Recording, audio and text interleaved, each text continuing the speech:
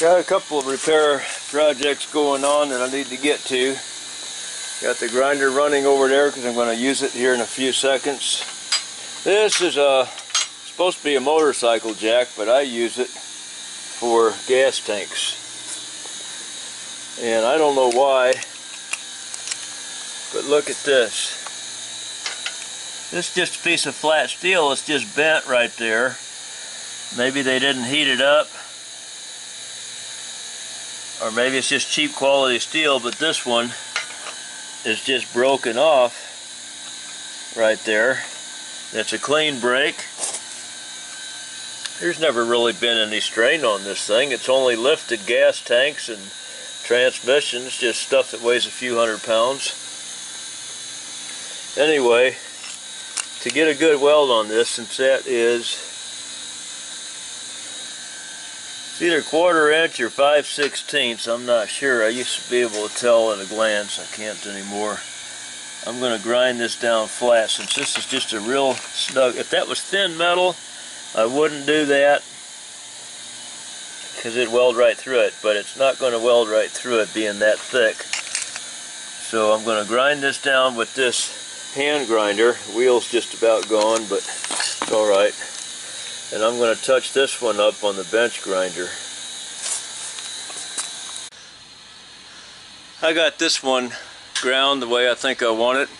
I could only do a little bit on the top because of the way this little ring here is welded onto it, and I welded the bottom of it more. So what I'm going to do is I ground this off more on the bottom side so that I can fill it in from underneath down here. Am I getting that in there? So I can fill it in from the underside when I flip this over.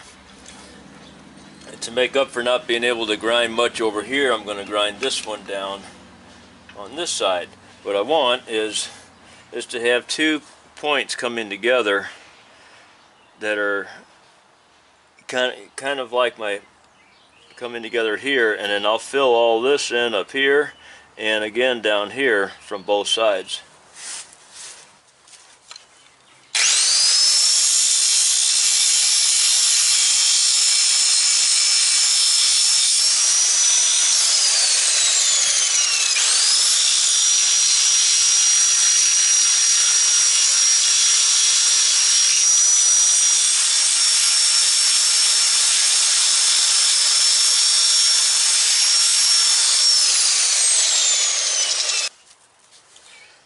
Now I am going to take this ground clamp from my stick welder, and I'm going to clamp it on here. Got to tighten this down. The handiest little place where I don't really care about having any paint come off of it.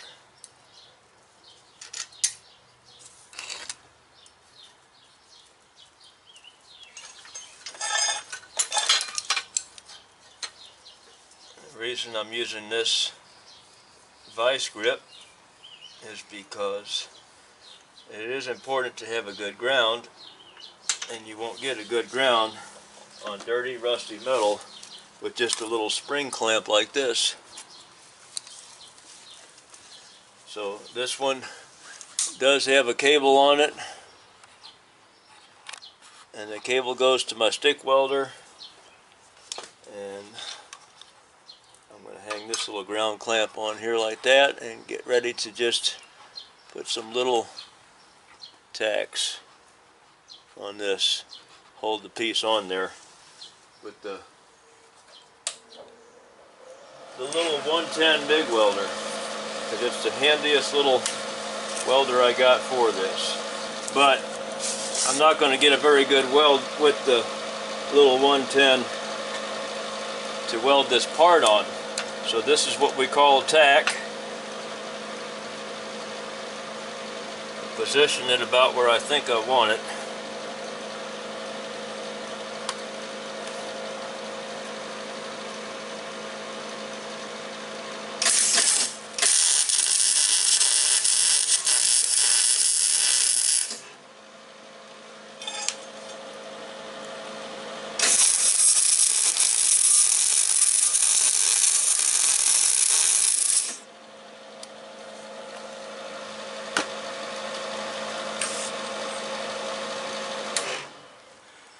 And that's all I'm going to do with that 110 welder. Now I'm going to flip this thing upside down and weld the underside of it. I could have at least cleaned this paint off of here while I had it over by the grinder, but I didn't. So the stick welder will burn right through that with no problem, but I'm going to go ahead and scrape it off anyway. I can't get in there with a grinder unless I take the wheel off.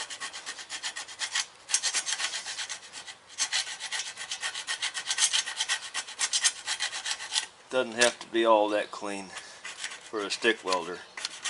A MIG, yeah, needs to be a little better. The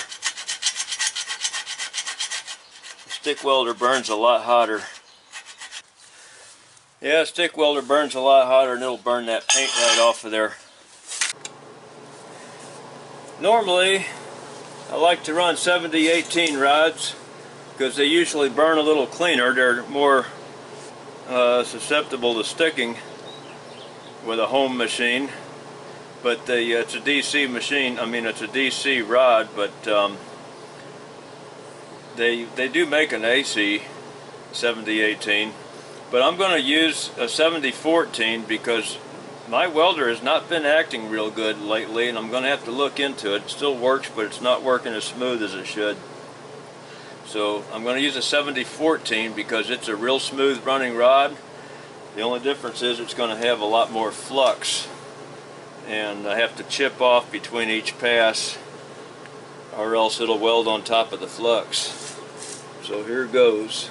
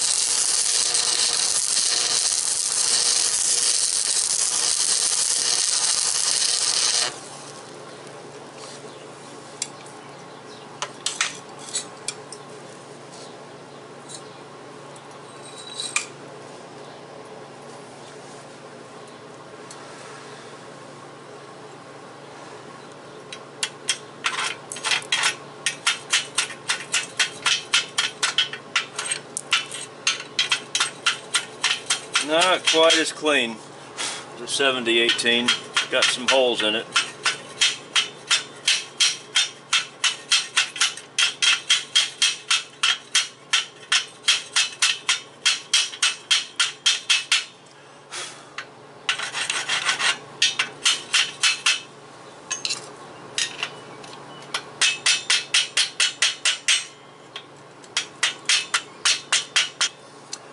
.70-18 just doesn't have holes in it. It just burns clean.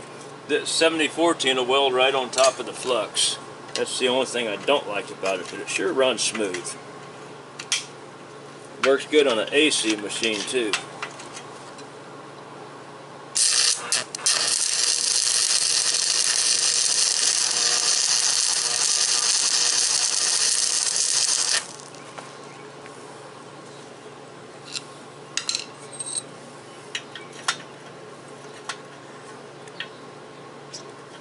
Wait till your flux cools down a little bit. When the red glow is off of it, usually it'll chip a little better.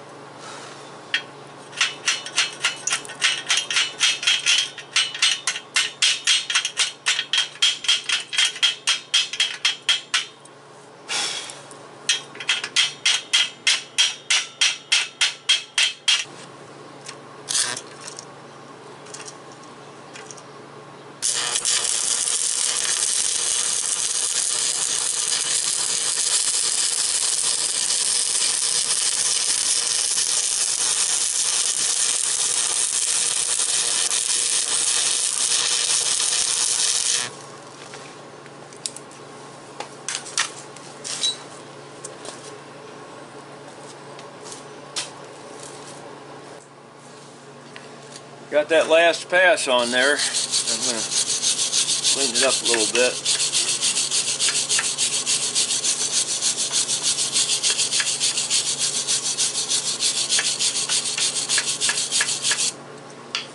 I'm going to go ahead and flip this thing back over, and I did grab a couple of 7018s from a different box. I'm going to see if these run any better.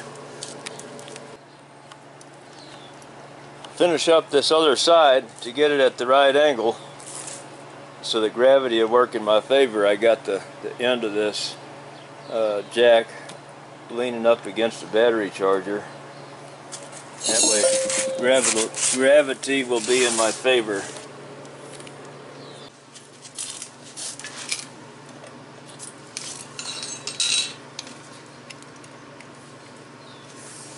Now this is 7018. They stick a little worse. And I'm going to go against the direction I like to go because I got a piece that's in my way here. So I'm going to kind of go from right to left. I'm right-handed and I like to weld from left to right, just like when I'm writing. But I got to go backwards this time.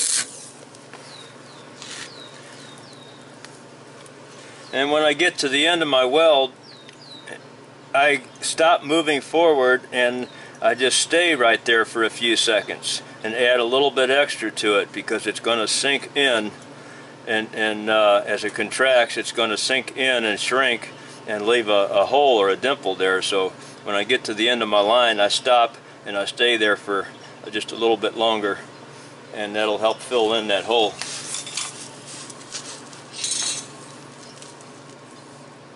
Gotta let that cool down just a bit. Let's see how it turns out. It did seem to run pretty smooth. It's from a different box. That's a nice looking weld.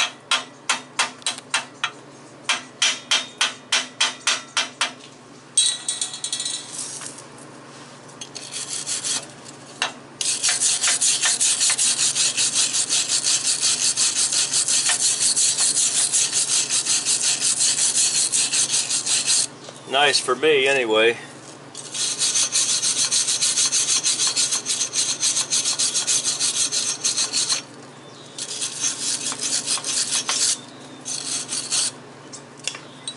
Alright, that'll be the end of this particular video. Thanks for watching.